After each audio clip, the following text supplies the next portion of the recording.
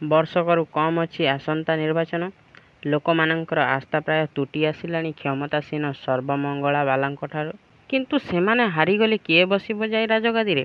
ସତ୍ୟବ୍ରତବାଲା ନା ପିପିପି ଅର୍ଥାତ୍ ପ୍ରଜାପ୍ରିୟ ପରିଷଦ, ଅଥବା ମୁଷ୍ଟିମେୟ କ୍ରାନ୍ତିକାରୀ ଦଳିତ ବନ୍ଧୁ ଓଗେରଙ୍କ ମେଣ୍ଟ?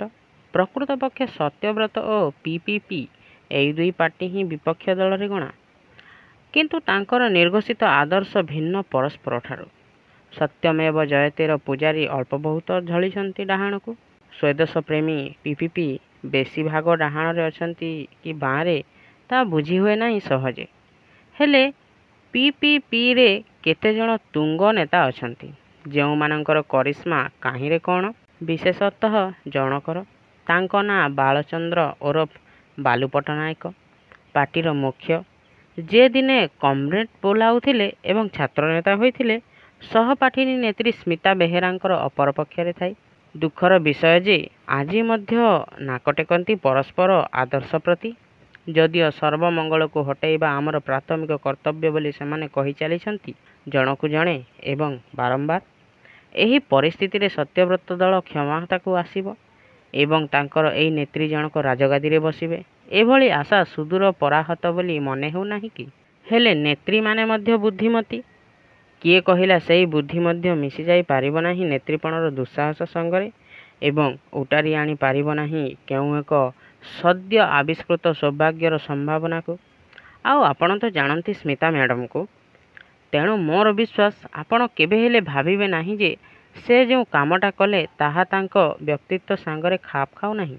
କେଉଁ ଲୁଚାଚୋରା କାମ ନୁହେଁ, ଅପରନ୍ତୁ ସେ ଯତ୍ନଶୀଳ ହେଲେ ଖବରଟାକୁ ଫଉଲେଇବା ପାଇଁ। ତେଣୁ ହଠାତ୍ ଦିନେ ପ୍ରଚାରିତ ହେଲା ସଚେତନ ଦେଶବାସୀମାନଙ୍କୁ ଆଶ୍ଚର୍ଯ୍ୟ କରିଦେଇ ଯେ ମ୍ୟାଡ଼ାମ ସ୍ମିତା ଯାଉଛନ୍ତି ମଧ୍ୟପ୍ରଦେଶର କେଉଁ ବନାଞ୍ଚଳ ଥିବା ଭାରତେଶ୍ୱର ମହାରାଜ ଓରଫ ଜୟୀ ବାବାଙ୍କ ଶିଷ୍ୟା ହେବା ପାଇଁ। ମ୍ୟାଡ଼ାମ, ଆପଣ କ'ଣ ସନ୍ନ୍ୟାସ ନେଉଛନ୍ତି ରାଜନୀତିରୁ? ଜଣେ ସାମ୍ବାଦିକ ପଚାରିଲେ ତାଙ୍କୁ। ନା ନା, ସେମିତି କିଛି ନୁହେଁ।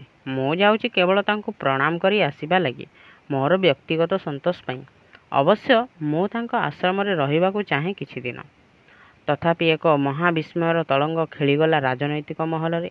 କିଏ ଜାଣିଥିଲା ଯେ ଏଇ ନେତ୍ରୀ ହେଲା ଏବେ ବିବଦମାନ ନେତ୍ରୀ ଏବଂ ଅଣ୍ଟାଭିଡ଼ି ନାନା ପ୍ରଗତିମୂଳକ, ସାଂସ୍କୃତିକ, ସାହିତ୍ୟକ ଏବଂ ସମାଜ କଲ୍ୟାଣମୂଳକ କାମରେ ନିଜକୁ ନିୟୋଜିତ କରିଥିବା ଆଧୁନିକା ମନ ବଳେଇବେ କୋଉ ବାବାଙ୍କ ପାଖକୁ ଯିବା ଲାଗି। ଟ୍ରେନ୍ ଷ୍ଟେସନ ଛାଡ଼ିଲା ପରେ ରୁଣ୍ଡ ହୋଇଥିବା କର୍ମୀ, ସ୍ତାବକ, ଅନୁଗତ ଏବଂ କୌତୂହଳୀ ଜନତାଙ୍କଠାରୁ ବିଦାୟ ନେଲା ଉତ୍ତାରୁ ସ୍ମିତା ନିଜ ମୁହଁରେ ହାତ ବୁଲେଇ ମୁଣ୍ଡ ବାଳକୁ ସଜାଡ଼ି ଦେଇ ତାଙ୍କ ଦୃଷ୍ଟି ଫେରାଇ ଆଣିଲେ କମ୍ପାର୍ଟମେଣ୍ଟ ଭିତରକୁ।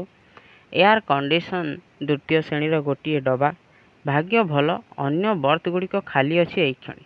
ବୋଧହୁଏ ସେମାନେ ଆସନ୍ତା ଷ୍ଟେସନରୁ ଉଠିବେ। ଗୁଡ୍। ସ୍ମିତା ନିର୍ବାଦରେ ଏବଂ ହସ ହସ ମୁହଁରେ ପଚାରିଲେ ନିଜକୁ। ୱେଲ୍, ତୁ ଅବଶ୍ୟ ସତ କହିଛୁ ଯେ ତୁ ସନ୍ନ୍ୟାସ ନେଉନାହୁଁ ରାଜନୀତିରୁ, କିନ୍ତୁ ତୁ କ'ଣ ପ୍ରକୃତରେ ଯାଉଛୁ ଜୟୀବାବାଙ୍କ ପାଖକୁ? ନା ଜୟୀବାବାଙ୍କ ଅନ୍ୟତମ ଭକ୍ତ ତଥା ପିପିପିର ତୁଙ୍ଗ ନେତା ବାଲୁ ପଟ୍ଟନାୟକଙ୍କ ପାଖକୁ? ମୁଁ ଯାଉଛି ଦି ଜଣଙ୍କ ପାଖକୁ। ମାନେ ଗୋଟାଏ ଟେକାରେ ଯୋଡ଼ାଏ ଚଢ଼େଇଙ୍କ ଶିକାର। କିଛି କ୍ଷତି ଅଛି ସେଥିରେ? ନା ନା, କିଛି କ୍ଷତି ନାହିଁ ଯେ, କିନ୍ତୁ ଜାଣିବା ଦରକାର କିଏ ଆଗେ ଆଉ କିଏ ପଛେ, କିଏ ମୌଳିକ ଆଉ କିଏ ଆନୁଷଙ୍ଗିକ। କାହାର ଜାଣିବା ଦରକାର? ତୋ ନିଜର। ତୁ ଜାଣିଶୁଣି କେବେ ହେଲେ ଠକେଇ ନାହୁଁ ନିଜକୁ, ତେଣୁ ଆଜି କେମିତି ପଡ଼ିଯିବୁ ତା ଫାନ୍ଦରେ? ପଡ଼ିବି ନାହିଁ, ମୁଁ ସେମିତିକା ଲୋକ ନୁହେଁ। କିନ୍ତୁ କଥା ହେଉଛି ନେତ୍ରୀ କ'ଣ କେବେ ହେଲେ ନାୟିକା ହୋଇପାରିବ ନାହିଁ? ବୁଝି ହେଉନାହିଁ। ନ ବୁଝିଲେ ନାହିଁ। ଟ୍ରେନ୍ ଦ୍ରୁତ ଗତିରେ ଚାଲିବାକୁ ଆରମ୍ଭ କଲାଣି। ସେତେବେଳକୁ ଚଳନ୍ତି ଦୃଶ୍ୟର ଶୋଭାଯାତ୍ରା ଆରମ୍ଭ ହୋଇଗଲାଣି। ସାଇଁ ସାଇଁ ହୋଇ ପଳାଉଥିବା ତାରଖୁଣ୍ଟମାନଙ୍କୁ ଉଠେଇ ପକେଇ ଏବଂ ଉଡ଼େଇ ନେଇ। ସେଇଠୁ ନେତ୍ରୀ ଓରଫ ନାୟିକା କହିଲେ, ଜଟିଳ କଥାଟାକୁ ଆହୁରି ଜଟିଳ ତଥା ରହସ୍ୟମୟ କଲାପରି, ଧରିନିଅ ମୁଁ ଅଭିସାରରେ ଯାଉଛି, ହେଲା? ସ୍ମିତା ସଶବ୍ଦରେ ହସିବାକୁ ଲାଗିଲେ ଏବଂ ତାଙ୍କର ମନେ ହେଲା ଯେ ସ୍ୱୀକାରୋକ୍ତିର ଏଇ ଶବ୍ଦ, ଏଇ ହସଟିକ ଅନାୟାସରେ ମିଶିଯାଉଛି ଧାବମାନ ଗତିର ଶବ୍ଦ ସାଙ୍ଗରେ। ଅଭିସାରିକାର ଛାତିର ଶବ୍ଦ ଯେମିତି ମିଶିଯାଏ, ମିଳେଇ ଯାଏ ନିଥର ନୀରବ ରାତିର ଝିଲ୍ଲିରବ ପେଚାର ହୁଁ ଉଁ ଏବଂ ଦ୍ରୁମଲତାର ଆଲୋଡ଼ନ ସାଙ୍ଗରେ। ହଁ, ଇଏ ମୋର ଅଭିସାର। ଏବଂ ଯେଉଁ କୃଷ୍ଣଙ୍କୁ ମୁଁ ବଶ କରିବାକୁ ଯାଉଛି ସେ ଉଭୟ ଜୟୀ ବାବା ଏବଂ ବାଲୁବାବୁ, ଜୟୀ ବାବାଙ୍କ ଜରିଆରେ ବାଲୁବାବୁ। ହେଲେ ୟାଙ୍କୁ ନ ପାଇଲେ ମାନେ ବଶ କରି ନ ପାରିଲେ ମୁଁ ତାଙ୍କୁ ପାଇବି ନାହିଁ। ଭକ୍ତ ବାଲୁବାବୁଙ୍କୁ ମୋ ପାଖକୁ ଅର୍ଥାତ୍ ମୋ ଦଳକୁ ଟାଣି ଆଣି ପାରିବି ନାହିଁ। ବୁଝିଲ ଏଥର? ସେଇ ହେଉଛନ୍ତି ମୋର ଶରବ୍ୟ ପ୍ରଧାନ। ଏକଦା କମ୍ରେଡ଼ ବାଲୁ ପଟ୍ଟନାୟକ ଏବଂ ଆଜିର ସୁଶ୍ରୋଳ ଜନପ୍ରିୟ ବାଗ୍ମୀ ନେତା ଯେ ପ୍ରଜାପ୍ରିୟ ପରିଷଦର ମୁଖ୍ୟ ଏବଂ ପାର୍ଟିଟାକୁ କାହିଁରେ କେତେ ଉପରକୁ ନେଇ ଆସିଲେଣି ଏଇ କେଇଟା ବର୍ଷ ଭିତରେ ଦଳିତ ବନ୍ଧୁ ପାର୍ଟିରୁ ଇସ୍ତଫା ଦେଲା ପରେ। ଆମେ ଯେତେବେଳେ ଏଇ ନୂଆ ଦଳ ଗଢ଼ିଲୁ ପ୍ରାୟ ସେଇ ସମୟରେ। ହେଲେ ମାନିବାକୁ ପଡ଼ିବ ଯେ ଆମେ ତାଳ ଦେଇ ପାରିଲୁ ନାହିଁ ସେମାନଙ୍କ ସାଙ୍ଗରେ। କହିବାକୁ ଗଲେ ସ୍ମିତା ବେହେରା ତାଳ ଦେଇ ପାରିଲେ ନାହିଁ ବାଲୁ ପଟ୍ଟନାୟକଙ୍କ ସାଙ୍ଗରେ। କଲେଜ ବେଳ ପଲିଟିକ୍ସ ପୁନରାବୃତ୍ତି କଲା ପରେ ପ୍ରାୟ ଏକା ବୟସ ଆମ ଦୁଇ ଜଣଙ୍କର। କର୍ତ୍ତୃତ୍ୱକୁ ସହଜେ ମାନିନେବା ଆମର ଅଭ୍ୟାସ ନୁହେଁ। ତେଣୁ କୁହାଯାଇପାରେ ଯେ କଳି କରିବାକୁ ଭଲ ଲାଗେ ଆମ ଦୁଇ ଜଣଙ୍କୁ। ତା ଛଡ଼ା ସେ ଚିରକୁମାର, ମୁଁ ବି ସୁଶ୍ରୀ। ସବୁ ସମାନ ଆଜ୍ଞା, ସବୁ ସମାନ। ପ୍ରଭେଦ ଭିତରେ ଏତିକି ଯେ ସେ ପୁରୁଷ ଆଉ ମୁଁ ସ୍ତ୍ରୀ। ହଁ, ମୁଁ ଠିକ୍ କହୁଛି। କୁହ ନାହିଁ ଯେ ନେତ୍ରୀ ତଥା ସୁଶ୍ରୀ ସ୍ମିତା ସହଜେ ଗୋଟାଏ ଫେମିନିଷ୍ଟ, ସେଇ ଲାଗି ସେ ହେଉଛି ଏମିତି। ସେ କଥା ନୁହେଁ। ବାସ୍ତବ ସତ୍ୟ ହେଉଛି ଯେ ଆମର ବୟସ, ବ୍ୟକ୍ତିତ୍ୱ ଏବଂ ନେତାଗିରି ସବୁ ପ୍ରାୟ ସମାନ ସମାନ ହେଲେ ମଧ୍ୟ ସେଇ ସମସ୍ତଙ୍କୁ ନେଇ କରିସ୍ମା ବୋଲି ଗୋଟାଏ ଜିନିଷ ହାସଲ କରିପାରି ନେଇଛି ଯାହା ମୁଁ କରିପାରି ନାହିଁ। କାହିଁକିନା ସେ ପୁରୁଷ ଆଉ ମୁଁ ନାରୀ। ସେଇ ଲାଗି ସେ ସ୍ୱାଧୀନଚେତା, ତେଣୁ ତର୍କପ୍ରିୟ। କିନ୍ତୁ ମୁଁ କଳିହୁଡ଼ି। ତାର ଉଗ୍ର ବୈୟକ୍ତିକତା ଯୋଗୁଁ ସେ ସହଜେ ଉଞ୍ଚ ହୋଇଉଠେ ତା ସହକର୍ମୀଙ୍କ ଭିତରେ। କିନ୍ତୁ ମୋତେ ସେମାନେ ଦବେଇ ଦିଅନ୍ତି। ପିପିପିର ଧୂସର ଆଦର୍ଶ ସତ୍ତ୍ୱେ ସେ ତଥାପି ଗୋଟିଏ ବିପ୍ଳବୀ। ଯେହେତୁ ସେ ଦିନେ କମ୍ରେଡ଼ ବୋଲାଉଥିଲା। ହେଲେ କେହି ମନେ ରଖିନାହାନ୍ତି ମୋ ବିଦ୍ରୋହୀ ଜୀବନର ଇତିହାସ। ଏକାଧିକ ଲାଠିମାଡ଼ ଏବଂ ଜେଲ୍ ବରଣକୁ ନେଇ, ଯାହା ତାଠାରୁ ଅନେକ ଅଧିକ। କିନ୍ତୁ ମୁଁ ତୁମକୁ ହିଂସା କରୁନାହିଁ ବାଲୁବାବୁ। ଛି, ରାଧା କ'ଣ କେବେ ହେଲେ ହିଂସା କରିପାରେ ଶ୍ରୀକୃଷ୍ଣଙ୍କୁ? ସ୍ମିତାଙ୍କ ହସର ଗୁଣ ବେଶ୍ ତିକ୍ତ ହୋଇ ଆସିଥିଲା, ହେଲେ ସେଇ ତିକ୍ତତାକୁ ବାରିବା ସହଜ ନଥିଲା। କିନ୍ତୁ ପ୍ରିୟ ବାଲୁବାବୁ, ମୁଁ ଯଦି ଚାହିଁଥାନ୍ତି ନା ମୁଁ ମୋ ନାରୀତ୍ୱକୁ ବେଶ୍ ଖଟେଇ ପାରିଥାନ୍ତି ଆତ୍ମୋନ୍ନତି ଦିଗରେ। କଲି ନାହିଁ। କାହିଁକିନା ମୁଁ ମୋ ସଚୋଟପଣିଆ ସାଙ୍ଗରେ ଖେଳି ପାରିଲି ନାହିଁ। ମୁଁ ସେମିତିକା ବାପର ଝିଅ ନୁହେଁ, ଜାଣିଛ। ଯୁବନେତ୍ରୀ ଥିଲାବେଳେ ମୁଁ ମଧ୍ୟ ସିନେମା ଥିଏଟର ଆଡ଼କୁ ମୁହାଁଇଥିଲି। ସଞ୍ଜବତୀ ଫିଲ୍ମରେ ମୋର ଅଭିନୟ ଉଚ୍ଚ ପ୍ରଶଂସିତ ହୋଇଥିଲା। କିନ୍ତୁ ମୁଁ ଆହୁରି ଆଗକୁ ଯାଇପାରିଲି ନାହିଁ। କାହିଁକିନା ମୋର ରାଗ ଆସିଲା ଯେତେବେଳେ ଡାଇରେକ୍ଟର ଧରଣୀ ପଶାୟତ ମୋତେ ଡାକିଲା ତାର ଶଯ୍ୟାସଙ୍ଗିନୀ ହେବା ଲାଗି। ସେଇ ଦିନଠୁ ମୁଁ କେବଳ ନେତ୍ରୀ ହୋଇ ରହିବାକୁ ଠିକ୍ କଲି। ହିରୋଇନ୍ ହେବାର ସ୍ୱପ୍ନ ଥାଉ ସେତିକିରେ। ହେଲେ ତା ବୋଲି ଯେ ମୋର ନାରୀତ୍ୱ ଉଭେଇଗଲା ତା ନୁହେଁ। ପଲିଟିକ୍ସରେ ମଧ୍ୟ ସେଇ ନାରୀତ୍ୱ କିଛି କମ୍ ସାହାଯ୍ୟ କରିନଥାନ୍ତା ମୋତେ। କିନ୍ତୁ କହିଲି ପରା, ମୁଁ ସେମିତିକା ବାପର ଝିଅ ନୁହେଁ। ମୁଁ ସୁନ୍ଦରୀ ନ ହେଲେ ନାହିଁ। ମୋତେ ଦିନେ ଏ ଚାର୍ମିଂ ଲିଟିଲ୍ ଗର୍ଲ ବୋଲି କୁହାଯାଉଥିଲା। କାହିଁକିନା ମୋର ହସ ଖଣ୍ଡକ କୁଆଡ଼େ ବିଜୁଳି ପରି ଝଟକୁଥିଲା। ଆଉ ମୁଁ କମ୍ ହସୁନଥିଲି ମୋ ପିଲାଦିନେ।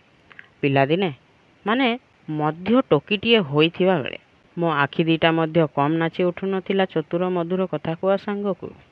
ବୁଦ୍ଧିର ଫୁଲଝରି ଜଳେଇଲା ପରି। ଏଇ ଥିଲା ମୋର ଆକର୍ଷଣ। Yes sir. ଏଇ ଟାକୁଆ ଗାଲି, କୋରଡ଼ ଆଖି, ସ୍ମିତା ବେହେରାର ସ୍ମିତ ହାସରେ ଯେଉଁ ସେକ୍ସ ଗୁଣ ଥିଲା ସେତେବେଳେ, ଦୈହିକ ଯୌନତାର ଊର୍ଦ୍ଧ୍ୱରେ ଥିବା ସେଇ ମାଧୁର୍ଯ୍ୟ, ଚାର୍ମ, ତାକୁ ସେ ବେଶ୍ ଖଟେଇ ପାରିଥାନ୍ତା ନିଜର ଫାଇଦା ପାଇଁ। ନୀତି ଅନୀତିର ବିଚାର, ଯାହାକୁ ସେ ଅନାୟାସରେ ବ୍ୟବହାର କରିପାରୁଥିଲା ନିହାତି ପିଲାଦିନେ ଗୋଟାଏ ମଜା କଲା ପରି। ଯେଉଁଥିରେ ଝିଅ ମିତୁର ଦୁଷ୍ଟାମିକୁ ବାପା ସହଜେ କ୍ଷମା କରିଦେଉଥିଲେ। ହେଲେ ଅନ୍ୟ ଭାଇ ଭଉଣୀଙ୍କର ସେ ସୌଭାଗ୍ୟ ନଥିଲା।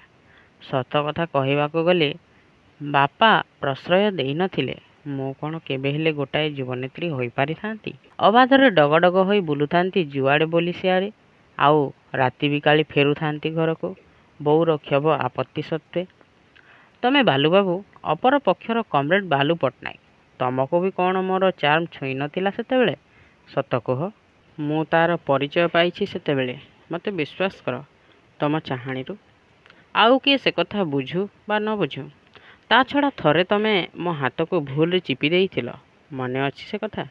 ମୁଁ ଚମକି ପଡ଼ି ଫେରି ଚାହିଁବାରୁ ତମେ ସରି ବୋଲି କହିଲ। ସତେ କି ତମେ ମୋତେ ଆଉ କିଏ ବୋଲି ଭାବିଥିଲ? ସମସ୍ତେ ଜାଣନ୍ତି ଯେ ତମର ସେଇ ଗୁଣଟା ଥିଲା ଅଳ୍ପ ବହୁତ, ଯାହା ପ୍ରତ୍ୟେକ ସୁପୁରୁଷର ରହିବା ସ୍ୱାଭାବିକ ବୋଲି ସମାଜ କୁହେ। ତେଣୁ ସେଥିକୁ ମୋର ଲାଜ ନଥିଲା। ହେଲେ ଇଏ ଗୋଟାଏ ଭୁଲ ହୋଇଗଲା ଗହଳି ଭିତରେ। କିନ୍ତୁ ଇଏ କ'ଣ ହୋଇନପାରେ ଯେ ତମେ ମୋ ସାଙ୍ଗରେ ବି ଟିକିଏ ଫ୍ଲର୍ଟ କରିବାକୁ ଚାହୁଁଥିଲ?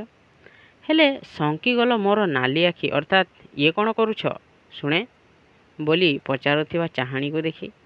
ମାନେ ତମେ ଚଟକିନା ବୁଝିଗଲ ଯେ ମୁଁ ସେମିତିକା ବାପର। Thank you. ତଥାପି ଆଜି ମୋର ଏଇ ଅଭିସାର ବାଲୁ ବାବୁ।